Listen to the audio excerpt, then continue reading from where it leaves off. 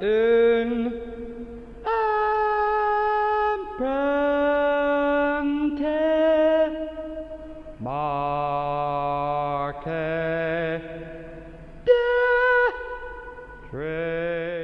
¿Qué le gustaría mirar por un agujerito sin ser visto? ¿Sabes qué? La vida desde la muerte. Eso sí sería. Bueno, y usted que Es un gran sueño poder ver la vida desde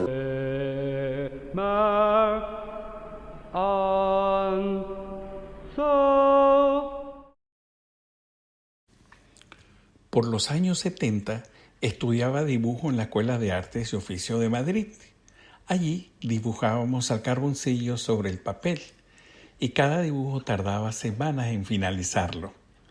De alguna manera nos hacíamos expertos en lo que dibujábamos y las esculturas de Miguel Ángel eran parte del repertorio de modelos en escayolas en estos espacios de aprendizaje. Allí fue la primera vez que entendí mi actual preocupación, el adentro y el afuera, el interior y el exterior. En estas imágenes de los esclavos de Miguel Ángel podemos ver de manera evidente que estos personajes ya existían en esas cajas de mármol, en los bloques de piedra.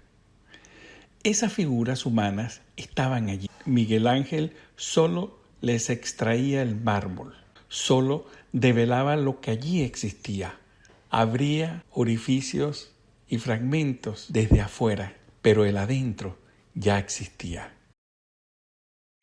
Esta sensación de lo externo e interno y viceversa siempre quedó en mi mente. Eso fue entender de cómo era la existencia dentro del espacio. Era una vía distinta de percibir y hacer lo que se construye. Era desplazar la mirada. Era una coordenada distinta de entender la construcción de la realidad. Era una de las tantas realidades de la existencia. Una manera de querer ver la vida desde la muerte, como lo decía García Márquez. Ahora bien, ¿cuál es el límite que separa lo interno a lo externo, el interior al exterior? La idea de separación de ambos espacios ha sido bastante debatida en el campo de la filosofía y el arte desde Platón, Kant, también escultores de mi interés como el inglés Henry Moore y el estadounidense Jeff Koons ha sido un tema recurrente en sus trabajos. Al contrario del popular filósofo de las redes, el coreano alemán Jules Han, al referirse en su libro La Sociedad de la Transparencia, publicado en el año 2012, donde el filósofo plantea la existencia del paradigma inmunológico, que es la diferencia entre el adentro y el afuera. Es como el yo y el extraño, donde el extraño aparece un sujeto posible de ser atacado aun cuando no resulte peligroso, y es simplemente por ser otro. Sin embargo, para uno como explorador de realidades, es un camino al descubrimiento de rutas en un espacio infinito. Entonces, ¿cómo represento y cómo actúo en torno a este enfoque de los espacios internos y externos? Bueno, abro formas geométricas en la superficie de estas cajas de cartón. A ver, les comparto mis referencias. Estos cortes de líneas, curvas de afuera hacia adentro, los relaciono con la naturaleza, o sea, eventos de la naturaleza. Aquí les comparto unos ejemplos.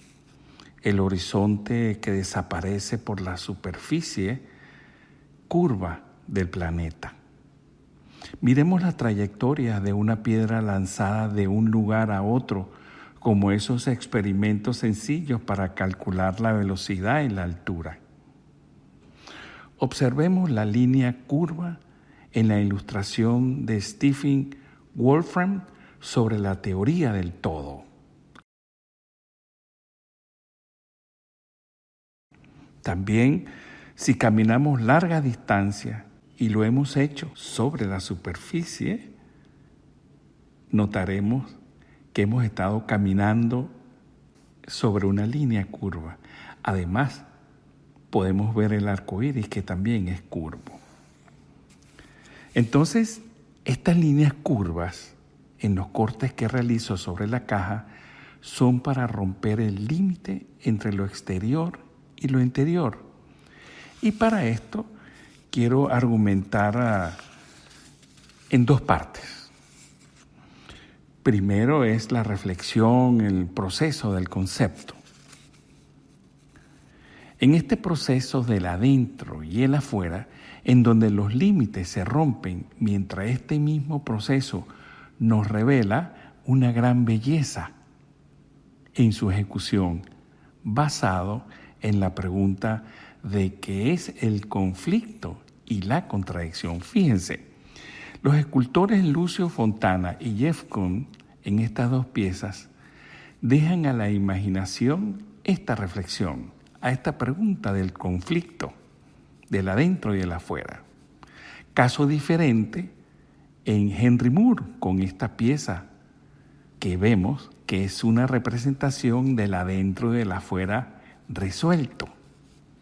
O sea, hay una diferencia en dejar la pregunta al aire y otra cosa es resolver el problema y ofrecer después una representación como lo hizo Henry Moore, a la vista por Miguel Ángel en sus esculturas Sin terminar de los esclavos.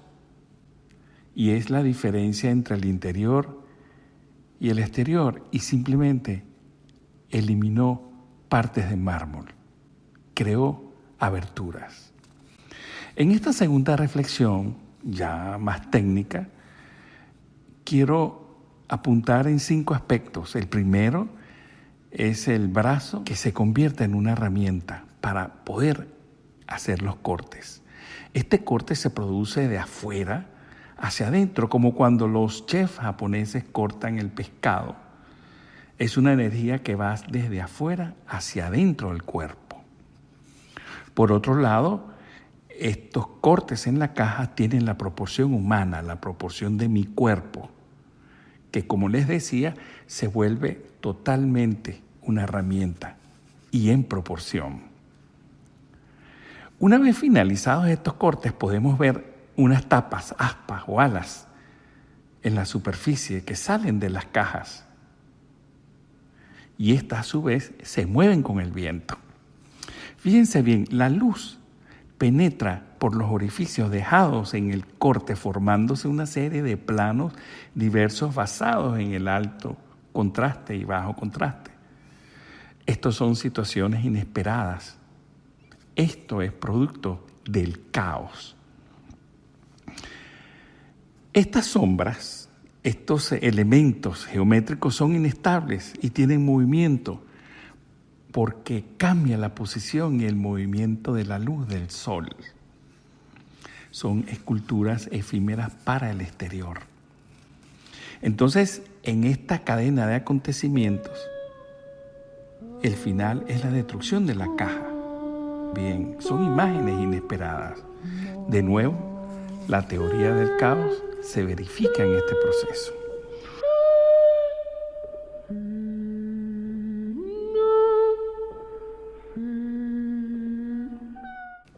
Pienso también que el escritor García Márquez, cuando desea ver la vida desde la muerte, es la gran pregunta que tenemos en realidad. Si entonces podemos imaginarnos en medio de la muerte viendo la vida, porque es un tránsito para la creatividad sin límites. La muerte podemos sentirlas mientras observamos la vida. También Miguel Ángel tenía razón en su escultura de los esclavos.